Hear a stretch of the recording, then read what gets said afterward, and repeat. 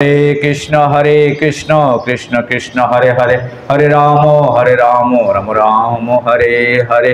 এই ভাগবতমের আবির্ভাব তিথি হচ্ছে কবে? এই ভাদ্র পূর্ণিমা তিথি রবিবার। এই দিন আপনারা ভাগবত কথা শ্রবণ করবেন, ভাগবত গ্রন্থ দান করবেন, আপনার নিজের গৃহে ভাগবতম প্রতিষ্ঠা করবেন। মদেক বন্ধু মৎসঙ্গী মৎকুরমান মহাধন মত নিস্তারক মত ভক্ত মদানন্দ নমস্তুতে। হে শ্রীমৎ ভাগবত, আপনি আমার একমাত্র বন্ধু, আমার সঙ্গী, আমার গুরু মহাধন। আপনি আমার ত্রাণকর্তা, আমার ভাগ্য এবং আমার আনন্দ। আমি আপনার নিকট সশ্রদ্ধ প্রণতি জ্ঞাপন করি। আর যে ভারতের নাম অনুসারে এই পৃথিবীকে বলা হয় কি ভারতবর্ষ। বলা হয়েছে আমরা সেই পরমেশ্বর ভগবান সর্বসাক্ষী বাসুদেবকে আমাদের প্রণাম নিবেদন করি, যিনি কৃপাপূর্বক এই তত্ত্ব বিজ্ঞান মুমুক্ষ ব্রহ্মার নিকট ব্যাখ্যা করেছিলেন। সুখদেব গোস্বামীকে প্রণাম। আমরা 3টি শ্লোকে পাঠ করব, বলেন সবাই।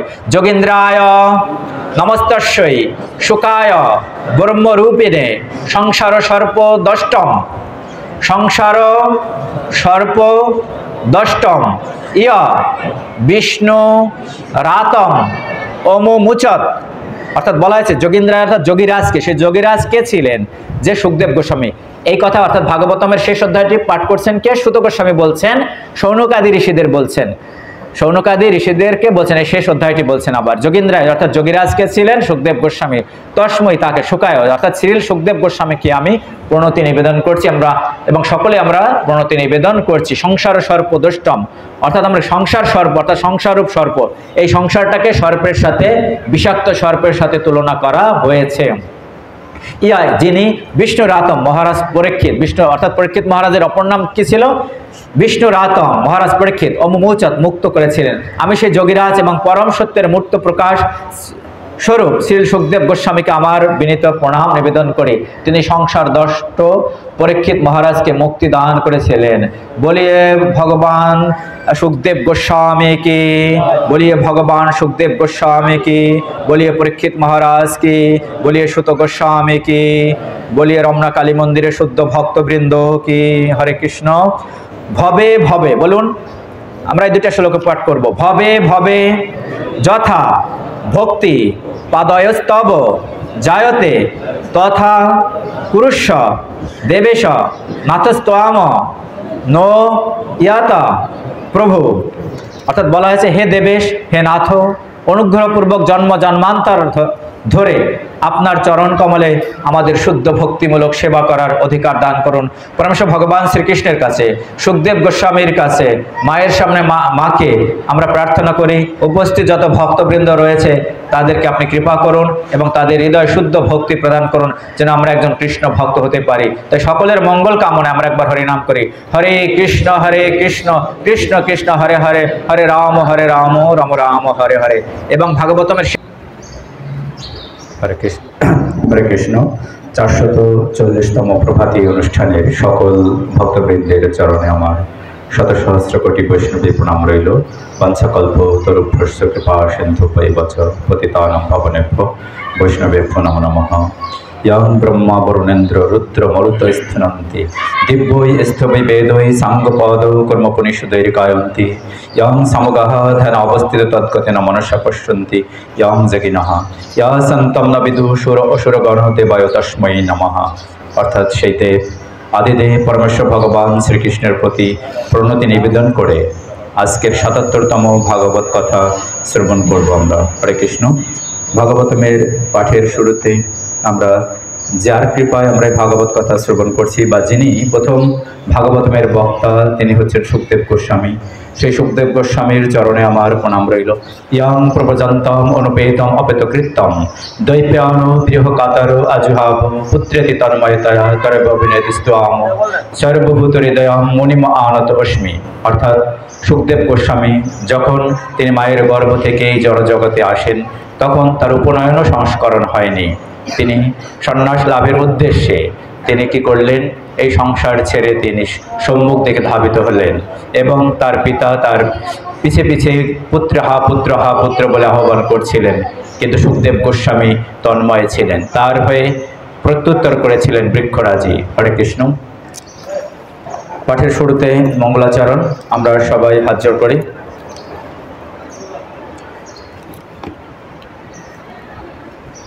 ओम অজ্ঞানতিমিরন্ধস্য জ্ঞানাঞ্জনশলাকায় চক্ষুর উন্মিলিतं যেন তস্मै শ্রীগুরুবে নমঃ। গুরু ব্রহ্মা গুরু বিষ্ণু গুরুদেব মহেশ্বর গুরুরেব পরম ব্রহ্ম তস্मै শ্রী গুরুবে নমঃ। বংশকল্পতরুভ্যশ্চ কৃপা সিন্ধুভ্যেব চ পতিতানাং পাবনেভ্যো বৈষ্ণবেভ্যো নমো নমঃ। পঞ্চতত্ত্বাত্মকম কৃষ্ণং ভক্তরূপ স্বরূপকম ভক্ত অবতারা ভক্তাখ্যম নমামি ভক্ত শক্তিকম। নমো মহাবদনায় কৃষ্ণ প্রেম প্রদায়তে কৃষ্ণায় কৃষ্ণ চৈতন্য নাম্নে গৌরতীশে নমঃ। হে কৃষ্ণ করুণা সিন্ধু দীনবন্ধু জগৎপতে গোপীশ গোপিকা কান্ত রাধা কান্ত নমোস্তুতে। তপ্ত কাঞ্চন গৌরাঙ্গী রাধে বৃন্দাবনেশ্বরী বৃষভানুসুতে দেবী প্রণমামি হরি প্রিয়ে। নীলাচল নিবাসায় নিত্যায় পরমাত্মনে বলভদ্র সুভদ্রাভ্যাম জগন্নাথায় তে নমঃ। ওম বৃন্দায় তুলসী দেব্যৈ প্রিয়ায় কেশবস্য বিষ্ণু ভক্তিপ্রদ দেবী সত্যবত্যৈ নমো নমঃ। জয় শ্রীকৃষ্ণ চৈতন্য প্রভু নিত্যানন্দ শ্রী অদ্বৈত গদাধর শ্রীবাসাদি গৌর ভক্তবৃন্দ। হরে কৃষ্ণ কৃষ্ণ কৃষ্ণ হরে হরে হরে রাম রাম রাম হরে হরে। নারায়ণং নমস্কৃত্য নরং চৈব নরোত্তমং দেবীং সরস্বতীং ব্যাসং ততো জয়মুদীরয়েৎ। নষ্টপ্রায়েষু অভদ্রেষু নিত্যং ভাগবত সেবায় ভগবতি উত্তম শ্লোকে ভক্তির্ভাবতি নৈষ্ঠিকে। ওম নমো ভগবতে বাসুদেবায় ওম নমো ভগবতে বাসুদেবায় ওম নমো ভগবতে বাসুদেবায় ওম নমো ভগবতে বাসুদেবায়। বাসুদেব পরবেদা বাসুদেব পরমখ বাসুদেব পরযোগা বাসুদেব পরক্রিয়া বাসুদেব পরম জ্ঞান বাসুদেব পরম তপ বাসুদেব পরধর্ম বাসুদেব পরাগতি। অর্থাৎ বাসুদেবই আমাদের একমাত্র গতি। আমাদের কর্মের সাথে জীবনের সাথে প্রতিটি মুহূর্তের সাথে যদি বাসুদেবকে যুক্ত করতে পারি তাহলে আমাদের জীবন মঙ্গলময় হবে। মকম করতে বাসলম পঙ্গুম লঙ্ঘয়তে গ্রীম ইয়াৎ কৃপতমহং বন্দে পরমানন্দ মাধবম। ভাগবত বন্দনা পাদৌ যদিও প্রথম দ্বিতীয় তৃতীয় তুর্য কথিত যাদুর নাভিস্তথা পঞ্চম এব ষষ্ঠ ভুজান্তরম দুর্যগলম তথান্ন কণ্ঠস্থ রাজা নবম যদিও মুখারবিন্দম দশম প্রফুল্লম একাদশ यस्य ललाटपट्टं शिर ओपि द्वादश एव भाति तमादिदेवं करुणानिधानं तमालो वर्णं सुहित अवतारम् अपार संसार समुद्र सेतुं भजामहे भागवत स्वरूपम। অর্থাৎ এই অপার সংসার সমুদ্র যদি পার হতে চাই তাহলে আমাদের 18,000 শ্লোক সমন্বিত 12টি স্কন্ধে বর্ণনা করা হয়েছে 335টি অধ্যায়। এই ভাগবত কথা আমাদের শ্রবণ করতে হবে এবং এই ভাগবতমের আশ্রয় গ্রহণ করতে হবে। শ্রীমদ্ ভাগবতম এবং পরমেশ্বর ভগবান শ্রীকৃষ্ণ হচ্ছে অভিন্ন। এই কলিযুগের মানুষদের উদ্ধার করবার জন্য তিনি ভাগবতম রূপে প্রকটিত হয়েছেন। এই ভাগবতমের দ্বাদশ স্কন্ধ পরমেশ্বর ভগবান শ্রীকৃষ্ণের দ্বাদশ অঙ্গস্বরূপ। প্রথম স্কন্ধ এবং দ্বিতীয় স্কন্ধ হচ্ছে পরমেশ্বর ভগবান শ্রীকৃষ্ণের 2 চরণ, যে চরণের জন্য যোগী মুনি ঋষিরা সব সময় কি করেন, ধ্যান করে থাকেন। এবং পরমেশ্বর ভগবান শ্রীকৃষ্ণের চরণে অপ্রাকৃত 19টি চিহ্ন রয়েছে। এবং তৃতীয় এবং চতুর্থ স্কন্ধ হচ্ছে ভগবানের 2 উরু। পঞ্চম স্কন্ধ ভগবানের নাভিমূল, যে নাভিমূলে কি পরমেশ্বর এই জড়জগতের প্রথম সৃষ্টি জীব ব্রহ্মার সৃষ্টি হয়েছে পদ্ম ফুল থেকে। এবং ষষ্ঠ এবং সপ্তম স্কন্ধ হচ্ছে ভগবানের 2 বাহু। অষ্টম স্কন্ধ হচ্ছে ভগবানের বক্ষদেশ, নবম স্কন্ধ ভগবানের কণ্ঠদেশ এবং দশম স্কন্ধ হচ্ছে পরমেশ্বর ভগবান শ্রীকৃষ্ণের হাস্যোজ্জ্বল মুখমণ্ডল, যেখানে এই দশম স্কন্ধে পরমেশ্বর ভগবান শ্রীকৃষ্ণের অপ্রাকৃত লীলা কথা 90টি অধ্যায়ে শ্রীমদ্ ভাগবতমে বর্ণনা করা হয়েছে। একাদশ স্কন্ধ পরমেশ্বর ভগবান শ্রীকৃষ্ণের ললাট এবং দ্বাদশ স্কন্ধ পরমেশ্বর ভগবান শ্রীকৃষ্ণের মস্তক। এই দ্বাদশ স্কন্ধ হচ্ছে পরমেশ্বর ভগবান স্বয়ং নিজে। এবং এই ভাগবতমের আবির্ভাব তিথি হচ্ছে কবে? এই ভাদ্র পূর্ণিমা তিথি রবিবার। এই দিন আপনারা ভাগবত কথা শ্রবণ করবেন, ভাগবত গ্রন্থ দান করবেন, আপনার নিজের গৃহে ভাগবতম প্রতিষ্ঠা করবেন। মদেক বন্ধু মৎসঙ্গীন মদগুরু মন মহাধন মত নিস্তারক মদ ভক্ত মদানন্দ নমস্তুতে। হে শ্রীমদ্ ভাগবত, আপনি আমার একমাত্র বন্ধু, আমার সঙ্গী, আমার গুরু মহাধন। আপনি আমার ত্রাণকর্তা, আমার ভাগ্য এবং আমার আনন্দ। আমি আপনার নিকট সশ্রদ্ধ প্রণতি জ্ঞাপন করি। অর্থাৎ সনাতন গোস্বামী এই কথা বলছেন যে আমাদের একমাত্র বন্ধু হচ্ছে কে? এই ভাগবত গ্রন্থ। অর্থাৎ আমাদের প্রকৃত বন্ধু ভাগবতম বা পরমেশ্বর ভগবান শ্রীকৃষ্ণই হচ্ছেন, তিনি আমাদের প্রকৃত বন্ধু, প্রকৃত শরীর। অর্থাৎ এই জড়জগতে আর আমাদের কেউ প্রকৃত বন্ধু বা প্রকৃত শরীর নেই। সকলের সাথে, এই দেহের সাথে, দেহাত্ম বুদ্ধিতে যেহেতু আমরা জড়িত, তাই আমাদের সাথে কি স্বার্থে জড়িত। তাই প্রকৃত বন্ধু হচ্ছে পরমেশ্বর ভগবান শ্রীকৃষ্ণ। তিনিই হচ্ছেন আমার একমাত্র সঙ্গী, আমার গুরু। তিনিই আমার মহাধন, আমার ত্রাণকর্তা, আমার ভাগ্য এবং সব আমার আনন্দ। যদি আমরা প্রকৃত আনন্দ লাভ করতে চাই, তাহলে প্রতিদিন আপনারা ভাগবত কথা শ্রবণ করেন অথবা ভাগবতম নিজে পাঠ করেন। আপনি অবশ্যই, বলা হয় যে ভাগবতম মাহাত্ম্যে আপনার বাড়ি ঘর জমি বিক্রি করে হলেও আপনার গৃহে ভাগবতম প্রতিষ্ঠা করুন। এবং সেই ভাগবতম প্রতিষ্ঠার দিন হচ্ছে কবে?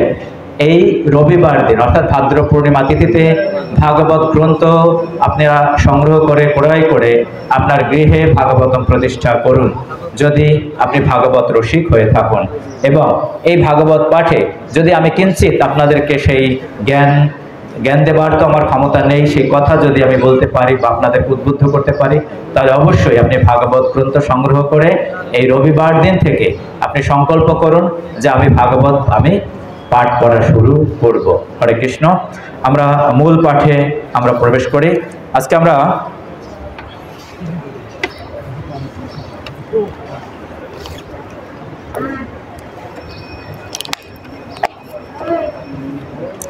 ভাগবতমের দ্বিতীয় স্কন্ধ সপ্তম অধ্যায়ের আমরা আজকে শ্রবণ করব। তার পূর্বে ভাগবতমের একটি মাহাত্ম্য। মমোৎসবেষু সর্বেষু শ্রীমদ্ভাগবতম পরম শৃণ্বন্তি যে নর ভক্তা মম প্রীত্যৈ চ সুব্রত বস্ত্রালঙ্করণেয় পুষ্পৈর ধূপ দীপ উপকারৈ বশীকৃত হি অয়ম তস্য সৎ স্ত্রিয়া সৎ পতির যথা। হে সুব্রত, যে ব্যক্তি পার্বণ সম্বন্ধীয় সমস্ত উৎসবাদিতে আমার প্রসন্নতার জন্য বস্ত্র অলঙ্কার পুষ্প ধূপ ইত্যাদি অর্পণ করে পরম উত্তম শ্রীমদ্ ভাগবত পুরাণ ভক্তি ভরে শ্রবণ করে, পতিব্রতা রমণী যেমন সচ্চরিত্র স্বামীকে বশীভূত করে, ওই ব্যক্তি আমাকে সেই রকম নিজেকে বশীভূত করে রাখে। তাই পরমেশ্বর ভগবান শ্রীকৃষ্ণকে যদি আমরা বশীভূত করতে চাই, তাহলে আমরা সবসময় এই ভাগবতমের সেবা করব। সদা সেবা শ্রীমদ্ ভাগবতী কথা যস্য শ্রবণ মাত্রেণ হরির চিত্তম সমাশ্রয়ত। তো ভাগবতমের সপ্তম অধ্যায়ে বলা হয়েছে বিশিষ্ট কার্য সম্পাদনের জন্য ভগবান বিভিন্ন অবতার রূপে এই জড়জগতে প্রকটিত হন, অর্থাৎ নির্দিষ্ট অবতার সমূহ। এখানে 1 থেকে 39 নং শ্লোকে বিভিন্ন অবতারের কথা বর্ণনা করা হয়েছে। অবশেষে বলা হয়েছে যে পরমেশ্বর ভগবান শ্রীকৃষ্ণের মহিমা বর্ণনা করতে কেউই তিনি পারেন না, অর্থাৎ অনন্ত দেব, অর্থাৎ বলরামও ভগবানের মহিমা বর্ণনা করতে পারে না, ব্রহ্মাও পারে না, দেবদেবী ঋষিরাও পারেন না। কিন্তু ভক্তরা আত্মসমর্পণ এবং ভগবানের কৃপার দ্বারা তা অনুধাবন করতে পারে। শুধুমাত্র ভগবান যদি কৃপা করে তাহলে আমরা কিঞ্চিত অনুধাবন করতে পারি। এবং তাই আমাদেরকে যদি ভগবানকে অনুধাবন করতে চাই, ভগবানকে জানতে চাই, বলা হয়েছে অবশেষে যে শ্রীমদ্ ভাগবতম আশ্রয় গ্রহণ করুন এবং ভাগবতম আপনি অন্যকে বিতরণ করুন। ব্রহ্মা উবাচ, ব্রহ্মা বললেন, যত্র উদ্যোতা ক্ষিতিতল উত্তরণায় বিব্রত খৌরিমত অনুম সকল যজ্ঞম ঐম অনন্ত অন্তর মহা অর্ণবে উপাগতম আদি দৈত্যমতম দংষ্ট্রায় অদ্রিম এইব বজ্রধর দাদার। অর্থাৎ এই জড়জগতে, অর্থাৎ প্রথম অবতারের কথা বলা হয়েছে কে? যে প্রথম অবতার হচ্ছে বরাহ অবতার। ব্রহ্মা বলেন, যখন অনন্ত শক্তিশালী ভগবান গর্ভ সমুদ্রে নিমজ্জিত পৃথিবীকে উদ্ধার করার জন্য, অর্থাৎ একবার কি হয়েছিল, এই পৃথিবী কি গর্ভ সমুদ্রে নিমজ্জিত হয়েছে, অর্থাৎ গর্ভোদক সমুদ্রে নিমজ্জিত হয়েছিল। সেই গর্ভোদক সমুদ্র থেকে কে উদ্ধার করেন? ভগবান বরাহ রূপ ধারণ করে তিনি এই পৃথিবীকে তিনি উদ্ধার করেন। এবং বলা হয়েছে তখন আদি দৈত্য হিরণ্যক্ষ সেখানে এসে উপস্থিত হয়েছিল। হিরণ্যক্ষ কে ছিলেন? অর্থাৎ প্রথম অসুর ছিলেন হিরণ্যক্ষ, অর্থাৎ হিরণ্যকশিপুর ভ্রাতা ছিলেন হিরণ্যক্ষ। এবং ভগবান তাকে তার দন্ত দ্বারা বিদীর্ণ করেছিলেন। কাকে? হিরণ্যকে তিনি বিদীর্ণ করেছিলেন। এবং তার অপর ভ্রাতা কে ছিল? আমরা জানি হিরণ্যকশিপু, তাই না? অর্থাৎ বড় ভ্রাতা হিরণ্যাক্ষ এবং অন্য ভ্রাতা ছিল হিরণ্যকশিপু। এবং হিরণ্যকশিপুকে তিনি কি করেন? এই জড়জগৎ থেকে তিনি তার ভববন্ধন থেকে মুক্ত প্রদান করেন। তারপর বলা হয়েছে তার পরবর্তী অবতার হচ্ছে সুযোগ্য, অর্থাৎ সর্বপ্রথমে প্রজাপতি রুচির পত্নী আকুতির গর্ভে সুযোগ্য নামে পুত্র উৎপন্ন হয়েছিল। তারপর সুযোগ্য তার পত্নী দক্ষিণার গর্ভে সুযম প্রমুখ দেবতাদের উৎপাদন করেছিলেন। সুযম ইন্দ্রদেব রূপে ত্রিলোকের মহান দুঃখবার হরণ করেছিলেন, ব্রহ্মাণ্ডের দুঃখবার হরণ করেছিলেন বলে মানব জীবন পিতা স্বয়ংবাবু মনু তাকে হরি নামে অভিহিত করেছিলেন। অর্থাৎ ভগবান বিভিন্ন সময় এই ভক্তদের রক্ষা করবার জন্য, এই জড়জগতের জীবদের কৃপা করবার জন্য তিনি বিভিন্ন অবতার রূপে তিনি এই জগতে এসেছেন। তারপর হচ্ছে তৃতীয় অবতারকে কপিল দেব।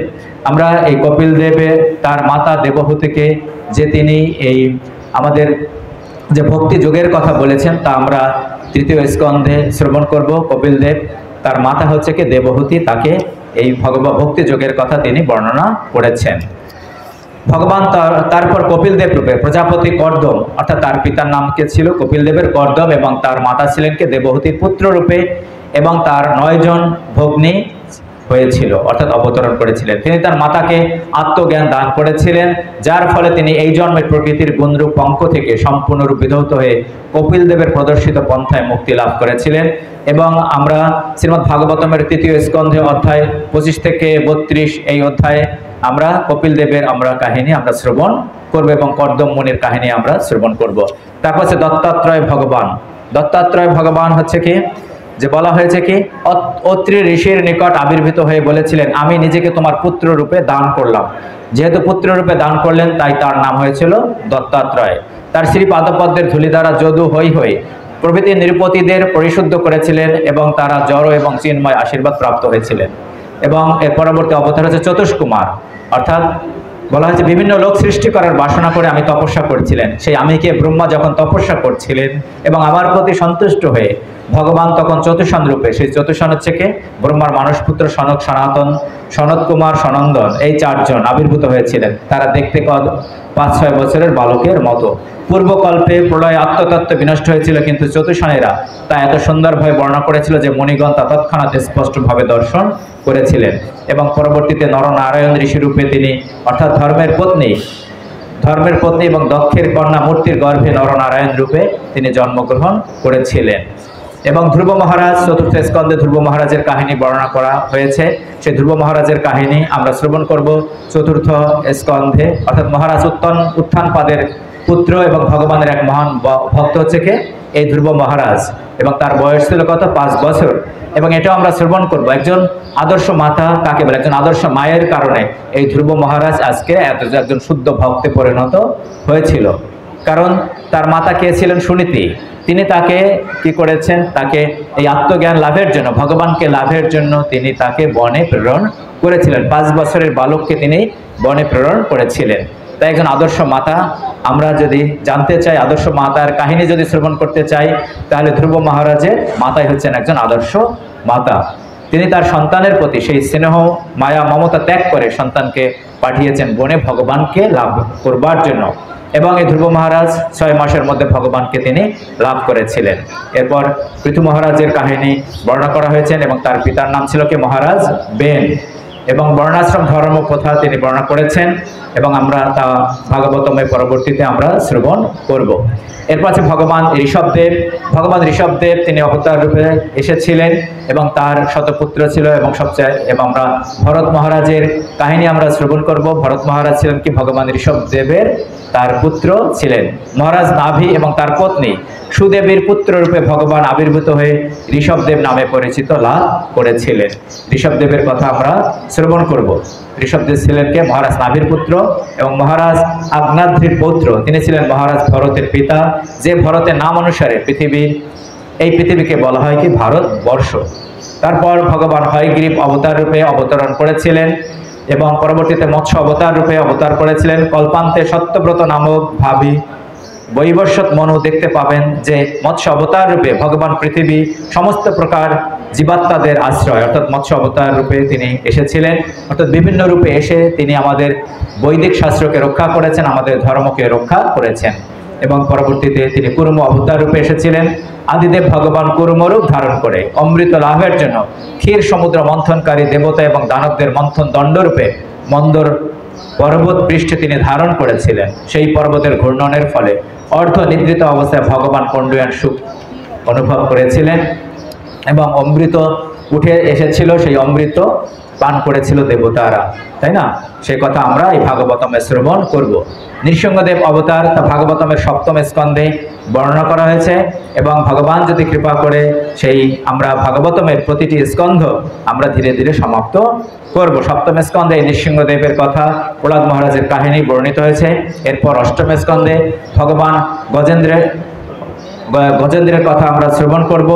অধিক বলশালী কুমির যখন জলের মধ্যে যুথপতি গজরাজের পদ ধারণ করে তখন সেই গজরাজ অর্থাৎ গজেন্দ্র যখন ভগবানের শরণ গ্রহণ করেন, অর্থাৎ কুমির তাকে কি করেছিল, কামড়ে ধরেছিল, তখন ভগবান শরণ গ্রহণ করেন এবং ভগবান তখন আবির্ভূত হয়েছিলেন, প্রকটিত হয়ে গজেন্দ্রকে রক্ষা করেছিলেন, অর্থাৎ তার ভক্তকে রক্ষা করেছিলেন। তাই আমরা যখন বিপদে পড়ব বা এই জড়জগতের মানুষদেরকে যখন অধপতিত হয়ে যায় তখন তিনি বিভিন্ন অবতার রূপে এই জড়জগতে প্রকটিত হন। তারপর ভগবান বামনদেব রূপে অবতরণ করেন, যা আমরা 8ম স্কন্ধে শ্রবণ করবো। এই বামনদেব কে ছিলেন এবং বলি মহারাজের কথা আমরা শ্রবণ করব এই 8ম স্কন্ধে। অর্থাৎ বলি মহারাজ ছিলেন কে? প্রহ্লাদ মহারাজের কি নাতি ছিলেন। অর্থাৎ বামনদেব তিনি এসে বলি মহারাজকে কাছে কি দান ভিক্ষা চেয়েছেন? ত্রিপাদ ভূমি চেয়েছিলেন। তখন তুচ্ছ তাচ্ছিল্য করে ভেবেছিল ত্রিপাদ ভূমি মাত্র কতটুকু জায়গা সে পাবে, তুমি আমার কাছে, আপনি আমার কাছে আরো বেশ কিছু চান। তখন তাকে নিষেধ করেছিল, অর্থাৎ বলি মহারাজের গুরুদেব শুক্রাচার্য তাকে নিষেধ করেছিল তাকে ত্রিপাদ ভূমি দান করতে, কারণ তিনি ধ্যানের সাহায্যে বুঝতে পেরেছিলেন সে কে? ভগবান স্বয়ং বিষ্ণুই হচ্ছেন কে? বামন রূপে এসেছিলেন। তিনি ত্রিপাদ অর্থাৎ 2 পায়ের সাহায্যে ঊর্ধ্বলোক এবং আরেক পায়ের সাহায্যে নিম্নলোক ধারণ করেছিলেন এবং তৃতীয় পদ অর্থাৎ তৃতীয় পা তিনি কোথায় রাখবেন? পরে বামন দেবের কি করেছিলেন যে বলি মহারাজের মস্তকে, অর্থাৎ বলি মহারাজ তার মস্তক অর্থাৎ তিনি তাকে দান করলেন। এভাবে বামনদেবকে তিনি সর্বস্ব তিনি গ্রহণ করেছিলেন এবং বামনদেব কার? বলি মহারাজের কৃপা করেছিলেন। আমরা 8ম স্কন্ধে এই বলি মহারাজের কথা এবং বামনদেবের কথা আমরা শ্রবণ করব। তারপর হংস অবতার রূপে তিনি অবতরণ করেছিলেন। ভগবান হংস অবতার রূপে তোমার ঐকান্তিক ভক্তিতে, তোমার কে? নারদ মুনির ঐকান্তিক ভক্তিতে পরিতুষ্ট হয়ে তোমাকে পরিপূর্ণভাবে ভক্তিযোগ এবং ভগবত তত্ত্ব বিজ্ঞান বিশ্লেষণ করেছিলেন। অর্থাৎ নারদ মুনিকে এই হংস অবতার এই ভক্তিযোগের কথা তিনি বিশ্লেষণ করেছিলেন হংস অবতার রূপে। তারপর মন্বন্তর অবতারে ভগবান মনুর বংশধর রূপে তার সুদর্শন চক্রের দ্বারা দুষ্কৃতকারী রাজাদের তিনি দমন করেন এবং সর্বাবস্থায় অপ্রতিহতভাবে তার রাজ্য শাসনের মহিমা এবং তার কীর্তি ত্রিভুবনের ঊর্ধ্বে ব্রহ্মাণ্ডের সর্বোচ্চ লোক সত্যলোক বিস্তার লাভ করেছিল। তারপর ধন্বন্তরী অবতার রূপে তিনি অবতীর্ণ হয়ে নিরন্তর রুগ্ন জীবদের তিনি কৃপা করেছিলেন এবং আমাদের যে ভগবান ধন্বন্তরী অবতারে চিকিৎসা শাস্ত্র বা আয়ুর্বেদেরও প্রবর্তন করেছিলেন এবং এই জ্ঞান বেদে সংরক্ষিত রয়েছে। আমরা যে আজকে বর্তমান যে আয়ুর্বেদ আমরা দেখতে পাই তা কোথা থেকে এসেছে? আমাদের যে বেদ থেকে তা এসেছে। আয়ুর্বেদ বেদ থেকে এসেছিল। বেদ হচ্ছে সমস্ত জ্ঞানের উৎস, হচ্ছে কি? বেদ। এবং তার জীবের রোগ নিরাময়ের জ্ঞানও আয়ুর্বেদের রূপে তাতে রয়েছে। অর্থাৎ আমাদেরকে রক্ষা করবার জন্য আয়ুর্বেদ রূপে তিনি বেদের সমস্ত জ্ঞান প্রদান করেছেন। তারপর পরশুরাম অবতারের কথা বর্ণনা করা হয়েছে। পরশুরাম রূপে তিনি 21 বার তিনি কি করেছেন? যে ক্ষত্রিয়দের তিনি বিনাশ করেছিলেন এবং পরবর্তীতে ভগবান শ্রী রামচন্দ্র রূপে অবতীর্ণ হয়েছেন এবং এই ভাগবতমের 9ম স্কন্ধে এই রামচন্দ্রের কাহিনী সংক্ষেপে বর্ণনা করা হয়েছে। সবাই আমরা বলি ভগবান শ্রী রামচন্দ্র কি, ভগবান শ্রী রামচন্দ্র কি, ভগবান শ্রী রামচন্দ্র কি। জয় শ্রীরাম। সবাই বলি জয় শ্রীরাম। অবশেষে ভগবান তিনি পরমেশ্বর ভগবান শ্রীকৃষ্ণ রূপে তিনি প্রকটিত হয়েছেন, আবির্ভূত হয়েছেন। অর্থাৎ তিনি হচ্ছেন কি? অবতারী। তিনি অবতার নন, তিনি হচ্ছেন অবতারী। এবং এখানে বলা হয়েছে ভাগবতমের 1ম স্কন্ধের 3য় অধ্যায়ে বিভিন্ন প্রকার 22 প্রকার অবতারের কথা বর্ণনা করা হয়েছে। সেখানে অবশেষে বলা হয়েছে এতে সংশ কলা পংশ কৃষ্ণস্তু ভগবান স্বয়ং, অর্থাৎ কৃষ্ণই হচ্ছে স্বয়ং ভগবান, পরমেশ্বর ভগবান শ্রীকৃষ্ণ। এবং আমরা যাদের কথা শ্রবণ করলাম তারা হচ্ছেন কি? ভগবানের কে অবতার রূপে তিনি প্রকটিত হয়ে বিভিন্ন অবতার রূপে তিনি প্রকটিত হয়েছেন বিভিন্ন কার্য সম্পাদনের জন্য, নির্দিষ্ট কার্য সম্পাদনের জন্য। এবং পরমেশ্বর ভগবান শ্রীকৃষ্ণ এই জগতে এসে তিনি বিভিন্ন লীলা, তিনি চমৎকার মধুর লীলা তিনি প্রকটিত করেছেন, যে লীলা কথা শ্রবণ করলে আমাদের কর্ণের সন্তুষ্টি বিধান হয়।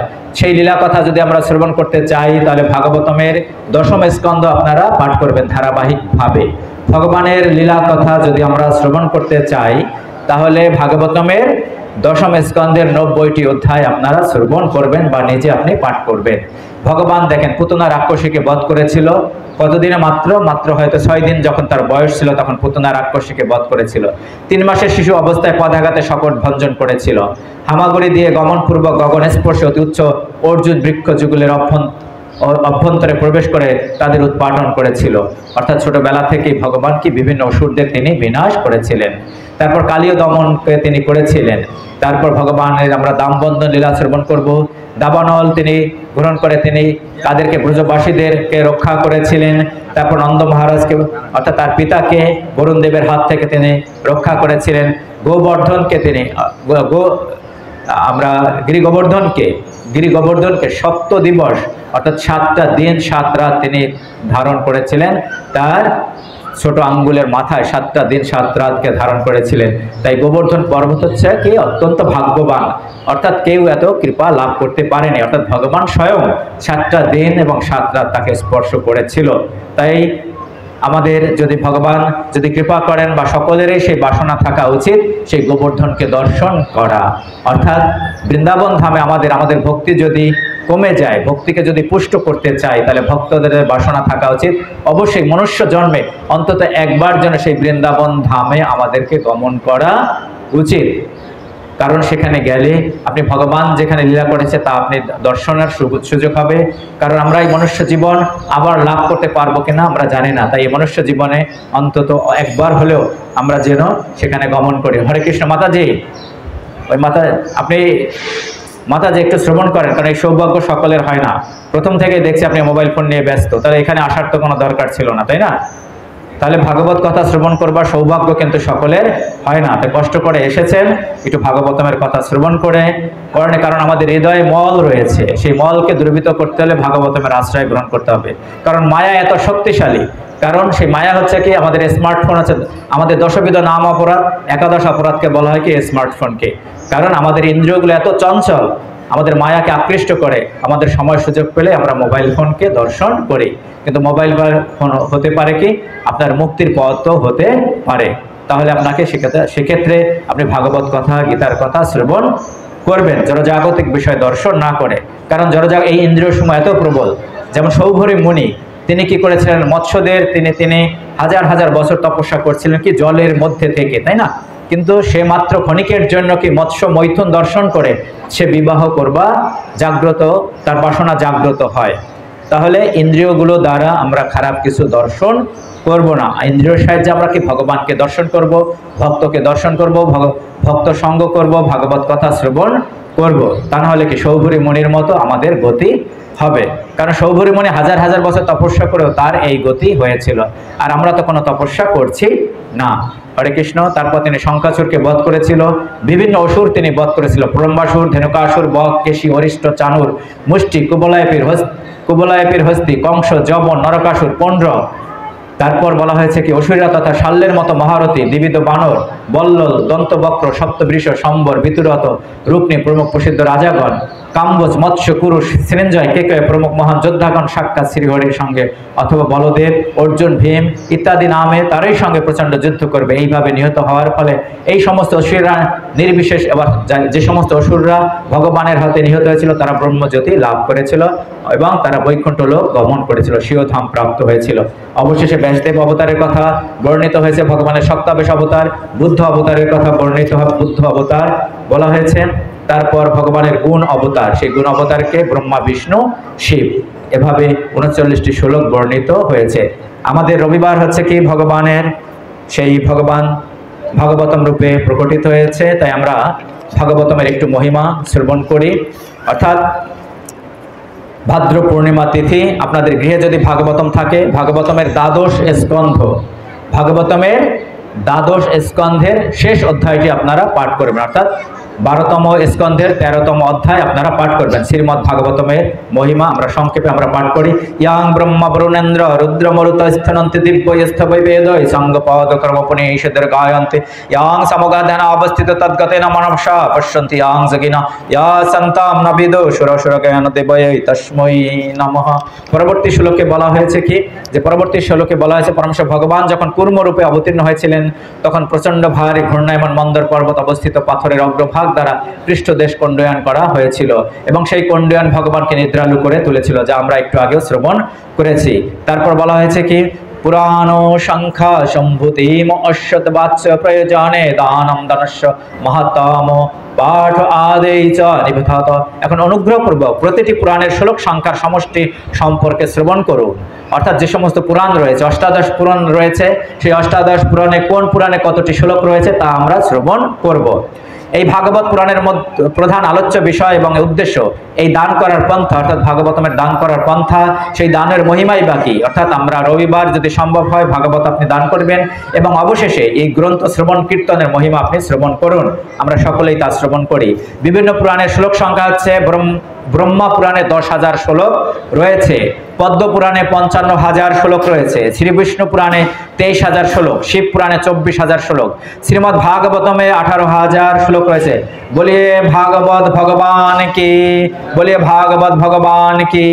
নারদ পুরাণে 25,000 শ্লোক রয়েছে, মার্কেন্ড পুরাণে 9,000 শ্লোক রয়েছে, অগ্নি পুরাণে 15,400 শ্লোক রয়েছে, ভবিষ্য পুরাণে 14,500 শ্লোক রয়েছে, ব্রহ্মবৈবর্ত পুরাণে 18,000 শ্লোক রয়েছে এবং লিঙ্গ পুরাণে 11,000 শ্লোক রয়েছে, বরাহ পুরাণে 24,000, স্কন্দ পুরাণে 81,100 শ্লোক রয়েছে, বামন পুরাণে 10,000 শ্লোক রয়েছে, কূর্ম পুরাণে 17,000, মৎস্য পুরাণে 14,000, গরুড় পুরাণে 19,000 এবং ব্রহ্মাণ্ড পুরাণে 12,000 শ্লোক রয়েছে। এই রূপে সমগ্র পুরাণে সর্বমোট মাত্র 4 লক্ষ শ্লোক রয়েছে। মোট কত শ্লোক? 4 লক্ষ শ্লোক রয়েছে এই অষ্টাদশ পুরাণে। পুনরায় উল্লেখ করছি, শ্রীমদ্ ভাগবত গ্রন্থে 18,000 শ্লোক রয়েছে। সেই মহাপুরাণের মধ্যে আমাদের ভাগবতমে কত? 18,000 শ্লোক রয়েছে। ইদম ভাগবতা পূর্বম ব্রহ্মণে নাভি পঙ্কজে স্থিতায়া অবভিহিতায়া কারুণাত সম্প্রকাশিতম। ব্রহ্মার কাছে পরমেশ্বর ভগবান এই শ্রীমদ্ ভাগবত পূর্ণরূপে ব্যক্ত করেছিলেন। সেই সময় ব্রহ্মা জড় সংসার ভয় ভিতরে ভগবানের নাভি সঞ্জাত পদ্মের উপর উপবিষ্ট হয়েছিলেন। বা তারপর ভাগবতমে কি বিষয় নিয়ে আলোচনা করা হয়েছে শুরু থেকে শেষ পর্যন্ত। শ্রীমদ্ ভাগবত সেই সমস্ত বর্ণনায় পরিপূর্ণ। কি বর্ণনায়? যা মানুষকে জড় জীবনের বৈরাগ্য লাভে উৎসাহিত করে। অর্থাৎ আপনি প্রতিনিয়ত যদি ভাগবত কথা শ্রবণ করেন, আপনি তপস্যা করবেন, বৈরাগ্য লাভ করবেন, অর্থাৎ এই ইন্দ্রিয়, জড় ইন্দ্রিয় থেকে আপনি মুক্তি লাভ করতে পারবেন। এবং সেখানে বর্ণিত ভগবান শ্রীহরির অমৃতময় দিব্য লীলাসমূহ সাধু ভক্ত এবং দেবতাদের দিব্য আনন্দ দান করে। এই শ্রীমদ্ ভাগবত হচ্ছে বেদান্ত দর্শনের সারাতিসার। কেন? এর আলোচ্য বিষয় হচ্ছে পরম সত্য, যে একই সঙ্গে চিন্ময় আত্মা থেকে অভিন্ন, পরম বাস্তব এবং অদ্বিতীয়। এই গ্রন্থের লক্ষ্য হচ্ছে সেই পরম সত্যের প্রতি কেবল ভক্তিমূলক সেবা লাভ করা। কিভাবে আপনি দান করবেন বা দানের মাহাত্ম্যই বা কি? পৃষ্ঠ পদ্মাম পূর্ণমাস্যাম হেম সিংহ সমান নেইতাম দদাতি ইয়া ভাগবতম স ইয়াতি পরমম গতিম। কোনো মানুষ যদি ভাদ্র মাসের পূর্ণিমা তিথিতে, দেখেন ভাদ্র মাসের পূর্ণিমা তিথিতে এই ভাগবতমে বর্ণিত রয়েছে ভাদ্র পূর্ণিমার কথা। শ্রীমদ্ ভাগবতকে স্বর্ণ সিংহাসনে স্থাপন করে দান করেন, তিনি পরম গতি লাভ করেন। স্বর্ণ সিংহাসনে, অবশ্যই সেটা সেই স্বর্ণ কি হতে হবে? নীতিযুক্ত স্বর্ণ, অর্থাৎ কষ্টার্জিত স্বর্ণ হতে হবে। অনীতিযুক্ত স্বর্ণ হলে কি কলি সেই স্বর্ণে আশ্রয় গ্রহণ করে থাকে। অর্থাৎ যে স্বর্ণ আপনি কষ্ট দ্বারা অর্জন করবেন, উপার্জিত করবেন যে কষ্টের সাহায্যে, সেই স্বর্ণে সিংহাসনে ভাগবতমকে প্রতিষ্ঠা করে সেই ভাগবতম আপনি দান করবেন কোনো শুদ্ধ ভক্তকে। অন্যান্য পুরাণগুলি সাধু ভক্তদের সভায় ততদিনই দীপ্তি বিকিরণ করে। দেখেন কি বলছে, অন্য সমস্ত পুরাণগুলো অর্থাৎ ভাগবত পুরাণ ব্যতীত অন্য পুরাণগুলো ততদিনেই দীপ্তি বিকিরণ করবে, আলো বিকিরণ করবে, বা আমরা শ্রবণ করে সন্তুষ্ট হব। কতদিন? যতদিন পর্যন্ত এই অমৃতের মহাসাগর এই ভাগবতম কথা আপনি শ্রবণ না করে থাকবেন। এই শ্রীমদ্ ভাগবত যতদিন পর্যন্ত শ্রুত না হয়, যতদিন এই ভাগবত কথা আপনি শ্রবণ না করবেন, ততদিন পর্যন্তই আপনি অন্যান্য পুরাণ সমূহ আপনি কি করবেন? আনন্দ লাভ করবেন। কিন্তু যখন এই ভাগবত কথা শ্রবণ করবেন, তখন আর অন্য সমস্ত পুরাণ সমূহ আপনি শ্রবণে আকৃষ্ট হবেন না। সর্ববেদান্ত সারা ভি শ্রী ভাগবতম তত্র শ্যাম অমৃত তৃপ্তস্য নান্যত্র শ্বেতরতি ক্বচিৎ। শ্রীমদ্ ভাগবতকে সমস্ত বেদান্ত দর্শনের সার বলে ঘোষণা করা হয়। যিনি এই শ্রীমদ্ ভাগবতমের রসামৃত তৃপ্তি লাভ করেছেন তিনি কখনোই আর অন্য কোনো গ্রন্থের প্রতি আকর্ষণ বোধ করবেন না। তাই আপনারা প্রতিনিয়ত এই ভাগবত কথা শ্রবণ করুন, কারণ আমাদের সকলের গৃহে কিন্তু গীতা গ্রন্থ রয়েছে। সমস্ত সনাতন ধর্মের সনাতনীদের গৃহে গীতা গ্রন্থ রয়েছে, কিন্তু সকলের গৃহে ভাগবতম নেই। আমাদের কয়জনের গৃহে ভাগবতম রয়েছে? আমরা একটু হাত তুলি তো। আমাদের কয়জনের গৃহে ভাগবতম রয়েছে? তাহলে দেখা যায় কি যে অর্ধেকের সকল যারা রয়েছে 50% এদের গৃহে ভাগবতম রয়েছে। তাই আমরা চাইবো প্রতি সনাতনের গৃহে এই ভাগবতম যেন থাকে। আমরা যদি আমি যে গ্রন্থটা ভাগবতমটা পাঠ করছি সেটা হচ্ছে কত, সেটার মূল্য অনেক বেশি, 15,000 টাকা। কিন্তু দুইটি স্কন্ধ রয়েছে। আপনারা ইন্ডিয়ার একটি বই রয়েছে, কি নাম কি জানো কাকা? এটা ওই যে হলুদ রঙের দুটা খণ্ড রয়েছে, সেটা আপনারা সংগ্রহ করে আপনারা সেক্ষেত্রে হয়তো 2500 থেকে 3000 টাকা লাগবে। এছাড়া একটা খণ্ডের মধ্যে ভাগবতম রয়েছে, কিন্তু সেটা পাঠ করে আপনারা কারণ আনন্দ লাভ করতে পারবেন না, সেটা শ্লোক নেই। সুতরাং যেটা দুটি খণ্ড রয়েছে সেটা পাঠ করবেন। যদি আপনার বাজেট যদি কম থাকে, আর যদি প্রতিটি শ্লোকের অর্থ যদি পাঠ করতে চান, অনুবাদ যদি চান এবং তার তাৎপর্য যদি শ্রবণ করতে চান, তাহলে ইসকন থেকে যে ভাগবতম বের করেছে সেটা আপনারা পাঠ করবেন। এরপর বলা হয়েছে ক্ষেত্রনাম চৈব সর্বেশাম যথা কাশী অনুত্তম তথা পুরাণ প্রাতানাম শ্রীমদ্ ভাগবতম দ্বিজা। হে ব্রাহ্মণগণ, তীর্থক্ষেত্র সময়ের মধ্যে কাশী যেমন শ্রেষ্ঠতায় অনতিক্রান্ত, ঠিক তেমনি সমস্ত পুরাণের মধ্যে শ্রীমদ্ ভাগবত হচ্ছে শ্রেষ্ঠতম। শ্রীমদ্ ভাগবত হচ্ছে অমল পুরাণ, অর্থাৎ অমল মানে কি? যার মধ্যে কোনো মল নেই। এই গ্রন্থ বৈষ্ণবদের অতি প্রিয়, কেননা এতে পরমহংসদের গ্রাহ্য পরম অমল জ্ঞান বর্ণিত হয়েছে। এই শ্রীমদ্ ভাগবত দিব্য জ্ঞান, বৈরাগ্য এবং ভক্তির সহিত জড় জগৎ থেকে মুক্তির উপায় ব্যক্ত করে। যে কোনো ব্যক্তি যদি আন্তরিকভাবে শ্রীমদ্ ভাগবত উপলব্ধি করার চেষ্টা করেন, ভক্তিযুক্ত চিত্তে যথাযথভাবে শ্রবণ করেন, তিনি পূর্ণরূপে মুক্তি লাভ করবেন। এই ভাগবতমের পরম্পরায় বলা হয়েছে, আমি সেই নির্মল বিশুদ্ধ পরম সত্যের ধ্যান করি, যিনি মৃত্যু দুঃখ শোক থেকে নির্মুক্ত এবং যিনি আদিতে স্বয়ং অতুলনীয় দিব্য জ্ঞানের প্রদীপ ব্রহ্মার কাছে ব্যক্ত করেছিলেন। কে ব্যক্ত করেছিলেন? ভগবান নারায়ণ। ব্রহ্মা তারপর তা নারদ মুনিকে বলেছিলেন এবং নারদ মুনি তা কৃষ্ণ দ্বৈপায়ন বেদব্যাসকে ব্যাসদেবকে বলেছিলেন। এবং শ্রী ব্যাসদেব এই শ্রীমদ্ ভাগবত মহামুনি শ্রী সুক তার পুত্রকে সুখদেব গোস্বামীর কাছে বর্ণনা করেছিলেন এবং শ্রী সুখদেব গোস্বামী কৃপাপূর্বক এই গ্রন্থ পরীক্ষিত মহারাজকে বলেছিলেন এবং সুখদেব গোস্বামীর কৃপায়, অর্থাৎ তিনি হচ্ছেন প্রথম বক্তা, অর্থাৎ 60,000 মণি ঋষির মাঝে এই ভাগবত কথা তিনি প্রথম বলেছেন এবং সেখানে উপস্থিত কে ছিলেন? সুত গোস্বামী। এবং সুত গোস্বামীর মুখে আমরা দ্বিতীয়বার এই ভাগবত কথা শ্রবণ করি এবং সেই পরম্পরা ধারায় আমরা সেই ভাগবত কথা শ্রবণ করছি। সুতরাং সেই সত্যম পরম ধীমে, সেই পরম সত্যের আমরা ধ্যান করি। সেই পরম সত্য হচ্ছে কি? দেবকী নন্দন শ্রীকৃষ্ণ। শ্রীকৃষ্ণকে প্রণাম আমরা নিবেদন করি, সবাই আমরা হাত জোড় করি। ভাগবতমের আর মাত্র 3টি শ্লোক রয়েছে এই অধ্যায়ে, যে 20 নং অধ্যায়ে ভগবান শ্রীকৃষ্ণের প্রণাম নিবেদন। ওম নমো ভগবতে বাসুদেবায়। জোরে বলি, ওম নমো ভগবতে বাসুদেবায়। কারণ আমরা কেন জোরে বলবো? এটা হচ্ছে অপ্রাকৃত শব্দ তরঙ্গ, কারণ সকলের সৌভাগ্য হয় না শ্রবণ করবার। এই অপ্রাকৃত শব্দ তরঙ্গ যত দূর পর্যন্ত যাবে, বৃক্ষ লতা অন্য প্রাণী যাদের কর্ণে কুহরে এই অপ্রাকৃত শব্দ তরঙ্গ যাদের কর্ণকুহরে প্রবেশ করবে তারাও মুক্তি লাভ করবে। তাই আমাদের কি, যখন আমরা জপ করব, কি উচ্চ স্বরে জপ করার তাৎপর্য এটা, যে উচ্চ স্বরে জপ করলে আমিও কৃপা লাভ, আমারও কি হবে? কৃপা করবে ভগবান এবং অন্য যারা শ্রবণ করবে তাদেরও কৃপা হবে। ওম নমো ভগবতে বাসুদেবায়। ওম নমো ভগবতে বাসুদেবায়। ওম নমো ভগবতে বাসুদেবায়। নমস্তস্যৈ ভগবতে বাসুদেবায় সাক্ষিণে ইয়া ইদম কৃপয়া কস্মৈ ব্যচচক্ষে মুমুক্ষবে। নমস্তস্যৈ ভগবতে বাসুদেবায় সাক্ষিণে ইয়া ইদম কৃপয়া কস্মৈ ব্যচচক্ষে মুমুক্ষবে। হরে কৃষ্ণ। এখানে দেখেন যে ভগবতে বাসুদেবায় সাক্ষিণে, আমি উচ্চারণ করেছি কি সাক্ষিণে, অর্থাৎ ক্ষীয়খর উচ্চারণ হবে ক এবং মূর্ধন্য স মিলে উচ্চারণ হবে। আর নমস্তস্যৈ ভগবতে বাসুদেবায় সাক্ষিণে ইয়া ইদম, এখানে দয়ের পর অনুস্বর রয়েছে।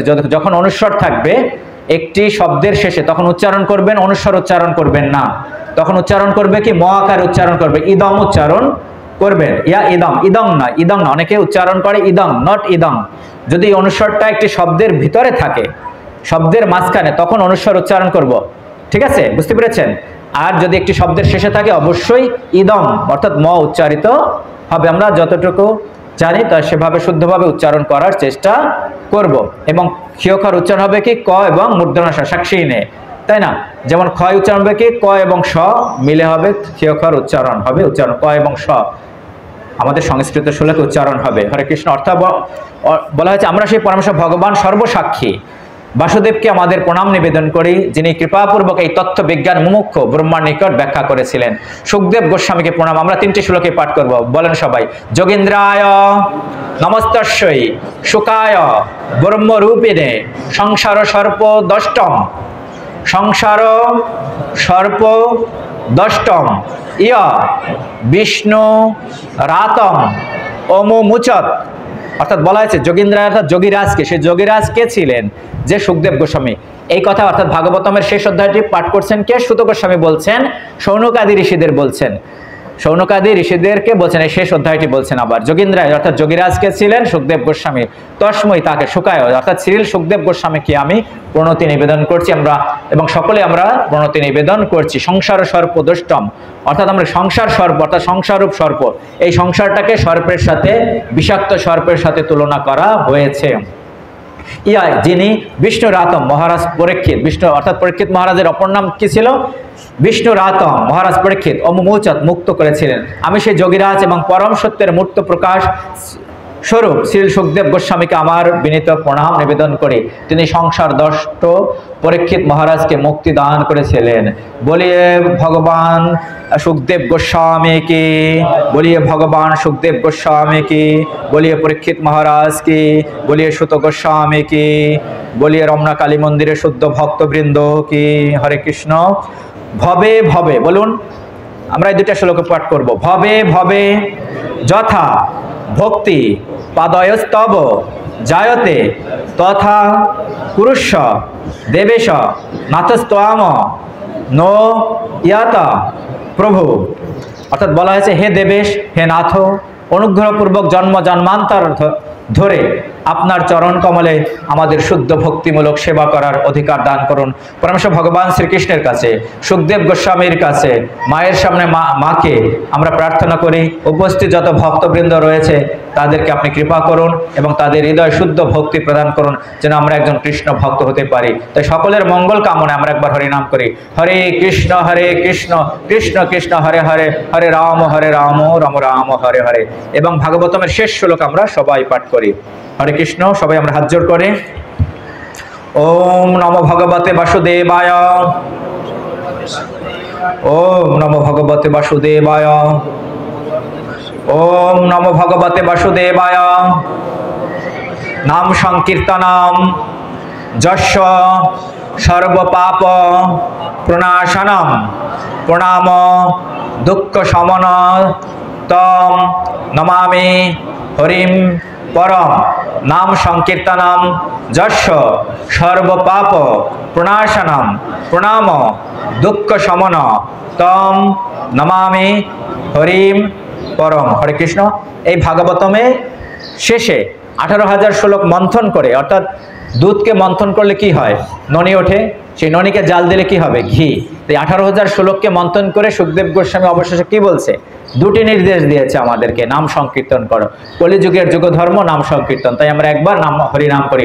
হরে কৃষ্ণ কৃষ্ণ কৃষ্ণ হরে হরে, হরে রাম রাম রাম হরে হরে। তাই নাম সংকীর্তন করলে কি হবে? যথা সর্ব পাপ প্রণাশনম, আপনার সমস্ত পাপ ও সমস্ত পাপ আপনার নাশ প্রাপ্ত হবে, সর্ব পাপ ও নাশ হবে। আর কি নির্দেশ দিয়েছেন? দ্বিতীয় নির্দেশ হচ্ছে প্রণাম দুঃখ সমনস্ত আম, অর্থাৎ প্রণাম করো।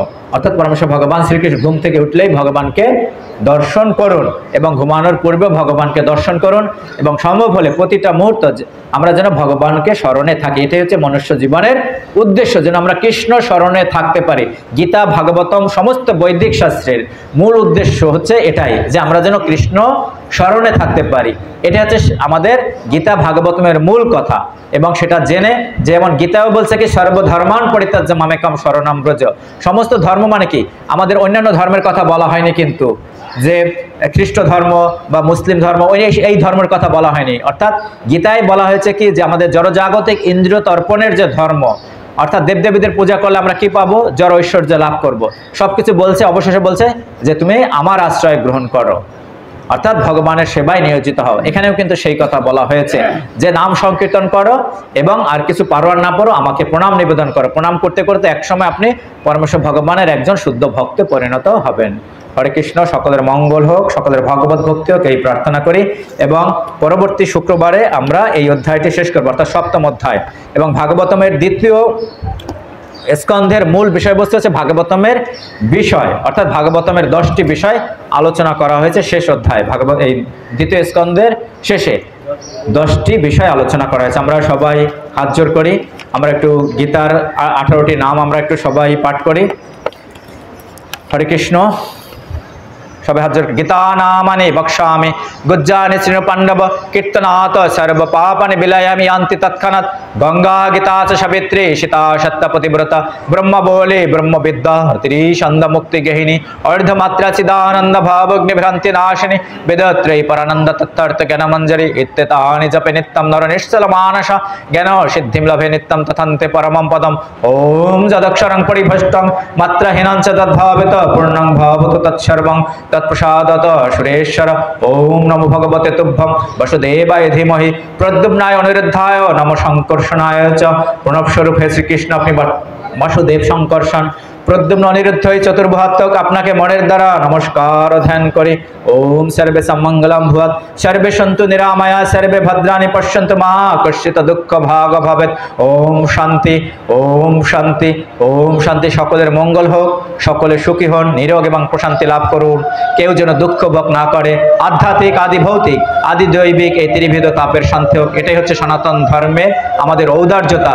সকলের জন্য আমরা মঙ্গল কামনা করি। সকল প্রাণী, একটি পিপিলিকা থেকে সকল প্রাণী, সকল মানুষের জন্য আমরা মঙ্গল কামনা করি। সবাই যেন ভালো থাকে এবং আমাদের বাংলাদেশ যেন ভালো থাকে, এই পৃথিবীর যেন সকল প্রাণী, সকল মানুষ যেন ভালো থাকে, এই প্রার্থনা করি।